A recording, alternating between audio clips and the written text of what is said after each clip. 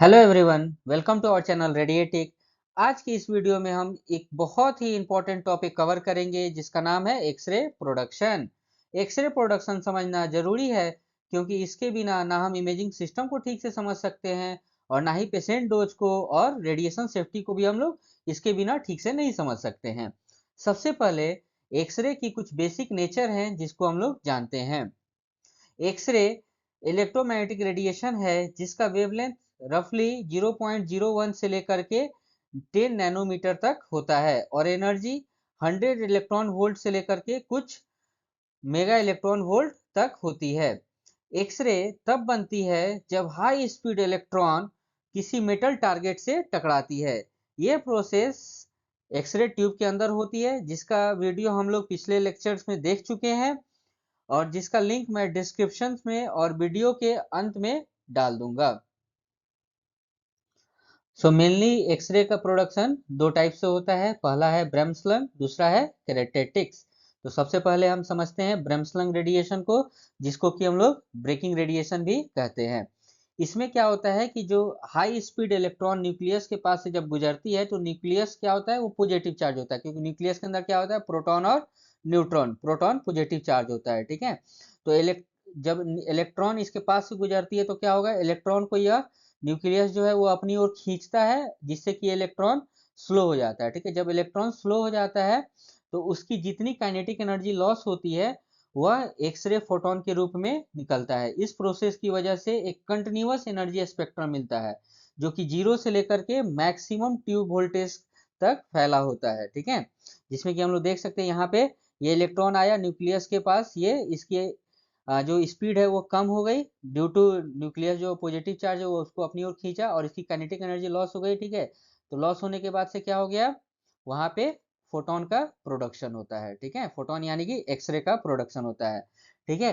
तो इसका जो है मेनली हम लोग यूज कहाँ करते हैं, जो मेडिकल लीनियर एक्सेलरेटर होता है उसमें, और डायग्नोस्टिक रेडियोलॉजी में भी इसका मेजर यूज होता है, ठीक है। जो कि सीटी स्कैन ये सब में हम लोग इसका मैक्सिमम यूज करते हैं।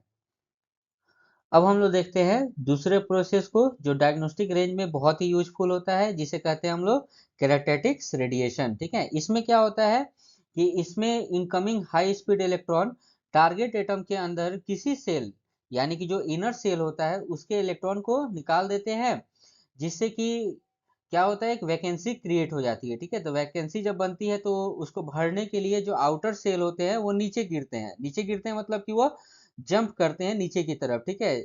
जिसमें कि जब वो नीचे आते हैं, ठीक है, तो क्या होता है कि कुछ एनर्जी रिलीज होती है। वह एनर्जी क्या होती है, एक्सरे फोटोन के रूप में निकलती है, ओके। तो ये एनर्जी कैसी होती है, यह एनर्जी डिस्क्रीट होती है, ठीक है। मतलब कि हर एलिमेंट के लिए कुछ अलग फिक्स्ड वैल्यू होता है, ठीक है। इसके लिए इसलिए इसको हम लोग क्या बोलते हैं, कैरेक्टरिस्टिक्स एक्सरे कहते हैं या फिर कैरेक्टरिस्टिक्स रेडिएशन कहते हैं, ठीक है।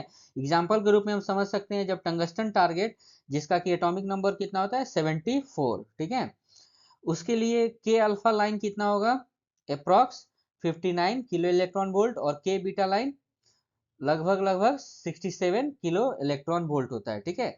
तो कैरेक्टरिस्टिक्स रेडिएशन ज्यादा यूजफुल होती है जब ट्यूब वोल्टेज 70 केबीपी से ऊपर होता है, ठीक है। तो ये जो दो प्रोसेस आज तो हम लोग क्लियर कर लिए, ठीक है। पहला प्रोसेस क्या था, ब्रह्मस्लंग रेडिएशन, और दूसरा प्रोसेस कैरेक्टरिस्टिक्स रेडिएशन। ये दो प्रोसेस क्या था, एक्सरे प्रोडक्शन का प्रोसेस है, ठीक है। अब और एक इम्पॉर्टेंट चीज को हम लोग देखते हैं, ठीक है, जो कि ट्यूब के पैरामीटर को डिजाइन करता है और किस तरह से एक्सरे की क्वांटिटी और क्वालिटी को अफेक्ट करता है, ठीक है। चलिए अब हम लोग उसे समझते हैं। अब समझते हैं मेन फैक्टर जो एक्सरे बीम की क्वांटिटी और क्वालिटी दोनों को अफेक्ट करते हैं। Quantity that means number of photons, और क्वालिटी दैट मीन्स उसकी एनर्जी कैसी है और उसका पेनिट्रेशन पावर कैसा है। तो जो फैक्टर है एक्सरे प्रोडक्शन को अफेक्ट करता है, सबसे पहला है ट्यूब वोल्टेज केबीपी। यह क्या डिसाइड करता है, यह डिसाइड करता है एनर्जी और उसकी पेनिट्रेशन पावर को। मतलब अगर हम लोग हाई एनर्जी या हाई एनर्जी जब रखते हैं, ठीक है, उसका मतलब क्या होगा कि high KBP, high tube voltage, ठीक है, उससे क्या होगा, हमारी एनर्जी हाई मिलेगी। एनर्जी हाई मिलने का मतलब हाई हायर पेनिट्रेशन पावर होगा और वो बीम हार्डर होगा। अगर लो केवीपी रहता है तो वह बीम सॉफ्टर होगा, तो उसकी पेनिट्रेशन पावर भी कम होगी। दूसरा फैक्टर है ट्यूब करंट यानी एमए। यह क्या डिसाइड करता है? यह बीम की क्वांटिटी को डिसाइड करता है, ठीक है। यह क्वालिटी को डिसाइड नहीं करेगा, यह किसको डिसाइड करेगा? क्वांटिटी को, यानी कि नंबर ऑफ फोटॉन्स को, मतलब इंटेंसिटी ऑफ एक्सरे को। यह कैसे डिसाइड करेगा? ठीक है, तो जितना नंबर ऑफ इलेक्ट्रॉन जो कि स्ट्राइक करने वाला है टारगेट पे, उसको हम लोग अगर इंक्रीज करते हैं तो नंबर ऑफ फोटॉन्स यानी कि एक्सरे की इंटेंसिटी बढ़ जाएगी। तीसरा फैक्टर है एक्सपोजर टाइम। अगर ज़्यादा टाइम तक एक्सपोजर हो रहा है, ठीक है, यानी कि लॉन्गर टाइम, मतलब कि लॉन्गर टाइम से क्या फायदा होगा कि उसमें मोर इलेक्ट्रॉन प्रोड्यूस होगा। जब मोर इलेक्ट्रॉन प्रोड्यूस होगा तो क्या होगा? नंबर ऑफ फोटॉन्स भी हमें ज़्यादा मिलेंगे, ठीक है, यानी कि मोर एक्सरे फोटॉन्स का प्रोडक्शन होगा। चौथा फैक्टर क्या है? Target material. टारगेट मटेरियल मतलब कौन सा मटेरियल हम लोग टारगेट में यूज कर रहे हैं। बेसिकली हमें high atomic number target material use करना चाहिए, क्योंकि इसकी इफिशियंसी अधिक होती है। तो ज़्यादातर एक्सरे ट्यूब में जो टारगेट यूज होता है वह होता है टंगस्टन, जिसका एटॉमिक नंबर होता है 74। इसको हम लोग इसलिए यूज करते हैं क्योंकि इसकी जो मेल्टिंग पॉइंट होती है वो हाई होती है और हीट डिस्पेशन भी अच्छा होता है। पांचवा फैक्टर जो है, जो कि अफेक्ट करता है एक्सरे प्रोडक्शन को, वह क्या है? फिल्ट्रेशन। फिल्ट्रेशन का मतलब क्या हुआ कि यह फिल्टर क्या करती है? लो एनर्जी यानी कि सॉफ्ट फोटोन को फिल्टर करती है, जिससे कि क्या होगा? पेशेंट डोज इंक्रीज करेगा, लेकिन इसका कोई कंट्रीब्यूशन इमेज पे नहीं होता है, ठीक है। यह ध्यान रखना है कि ये फिल्ट्रेशन जो है वो फिल्टर कर रही है लो एनर्जी यानी कि सॉफ्ट फोटोन को, ना ही कि स्कैटर्ड रेडिएशन को, ठीक है। सिक्स्थ पॉइंट क्या है? Anode angle. एनोड एंगल का मतलब क्या होगा? यह जो फैक्टर है, यह फैक्टर कैसे अफेक्ट कर रही है एक्सरे प्रोडक्शन को?